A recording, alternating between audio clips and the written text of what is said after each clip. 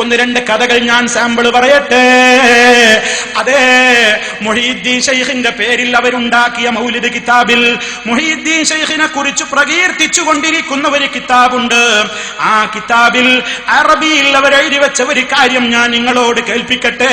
മുഹീദ്ദീൻ ശൈഖിന്റെ ഒരു മുരീദ്, മുഹീദ്ദീൻ ശൈഖിന്റെ ഒരു അനുയായി മരിച്ചു പോയപ്പോൾ അയാളെ ആൾക്കാരൊക്കെ കൂടി കബറടക്കിയ നേരത്ത് വജാഅഹുൽ മലക് മുൻകർ നകീർ ചോദ്യം ചെയ്യാൻ വന്നു.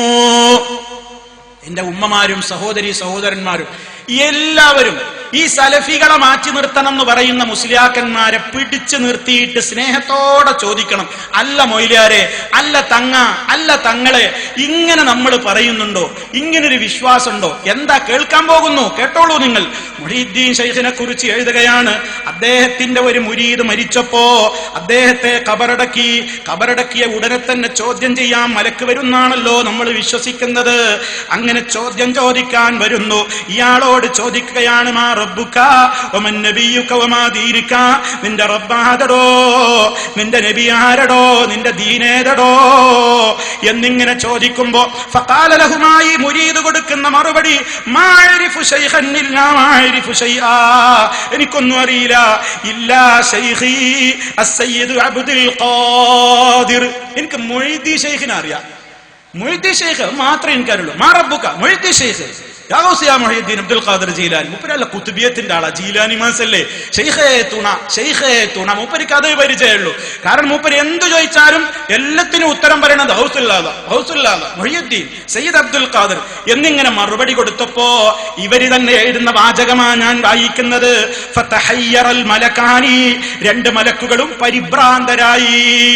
സർവീസിനടക്കം ഇങ്ങനെ ഒരു മറുപടി പരിചയമില്ലല്ലോ.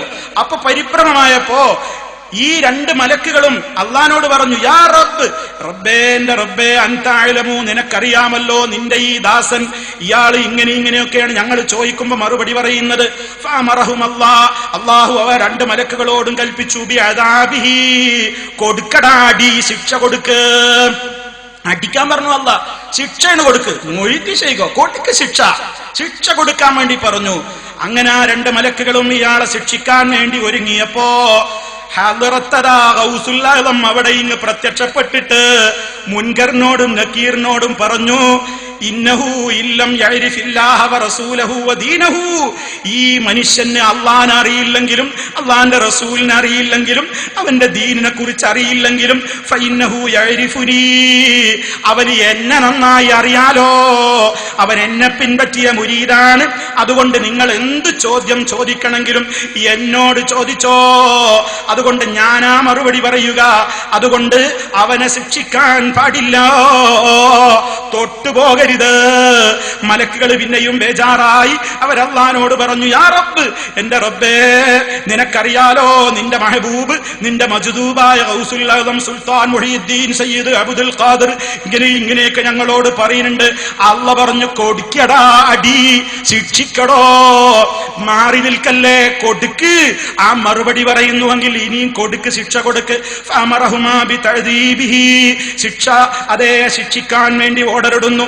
രണ്ടാളും കൂടി ആ മനുഷ്യനെ ശിക്ഷിക്കാൻ ഒരുങ്ങിയപ്പോൾ ഫഅഖദൽ ഗൗസു മിത്റഖതഹുമാ, മലക്കുകളുടെ കയ്യിൽ നിന്ന് ആ ഹാമർ, ആ ഇരുമ്പിന്റെ ഗദ ഈ മുഹീദ്ദീൻ ശൈഖ് വന്നിട്ട് ഒരൊറ്റ പിടുത്തം അങ്ങ് പിടിച്ചു വാങ്ങുന്നു. എന്നിട്ട് വഖാല ലഹുമാ, ഇവരോട് രണ്ടാളോടും പറഞ്ഞു, ലാ തഖറബാ ഇലൈ, അടുത്തു പോകരുത്, തൊട്ടുപോകരുത്. വടിയിങ് പിടിച്ചു വാങ്ങിയില്ലേ. അപ്പോഴേ കഥാ അള്ളാന്റെ ഭാഗത്ത് നിന്ന് വിളിയാളം വരുന്നു, അഫൗതു അൻഹു, ഞാൻ മാപ്പാക്കിയിരിക്കുന്നു, ശിക്ഷിക്കണ്ട. അള്ളാന്റെ അടുക്കുന്ന ഓർഡർ വരുന്നു. ഓ മുസ്ലിയാക്കളെ, സലഫിന്റെ കാറ്റ് തട്ടിയ കാറ്റ് നിങ്ങളുടെ മുഖത്തേക്ക് വന്നാ കുഴപ്പമാണല്ലേ, സലാം പറയാൻ പാടില്ല അല്ലേ, പേപ്പട്ടി വിഷം പോലെ മൂലക്കിരുത്തണമല്ലേ, സലാം പറയാൻ പാടില്ല അല്ലേ, മരിച്ചാൽ അവന്റെ ശവം കാണാൻ പോകണ്ട അല്ലേ, നിങ്ങളുടെ ഭാഷയാ പറയുന്നത്. മരിച്ചാ കാണരുത്, അവൻ വന്നാ പോടാ പുറത്ത് എന്ന് പറയണമെന്നല്ലേ പറഞ്ഞത്? അങ്ങനെ ആട്ടിയകറ്റണം എന്ന് പറഞ്ഞ, എല്ലാ അർത്ഥത്തിലും മാറ്റിയകറ്റേണ്ടവരെന്ന് പറഞ്ഞ സലഫികളുണ്ടല്ലോ. ആ സലഫികൾ അല്ലാഹുവിന്റെ റസൂലിനോടുള്ള സ്നേഹം കൊണ്ട് വിളിച്ചു പറയുന്നു, ഇത് ശുദ്ധമായ കളവാണ്, ഇത് ശുദ്ധമായ കളവാണ്, കളവാണ്, കളവാണ്. അതേ അവസരത്തിൽ നിങ്ങളുടെ കിതാബിലാണ് എഴുതി വിട്ടിട്ടുള്ളത്, ഇത് വിശ്വസിക്കുന്ന നിങ്ങൾ സുന്നത്ത് ജമാഅത്താണല്ലേ? അല്ലാഹുവിന്റെ റസൂല് പറഞ്ഞത് എത്ര സത്യമാണ്.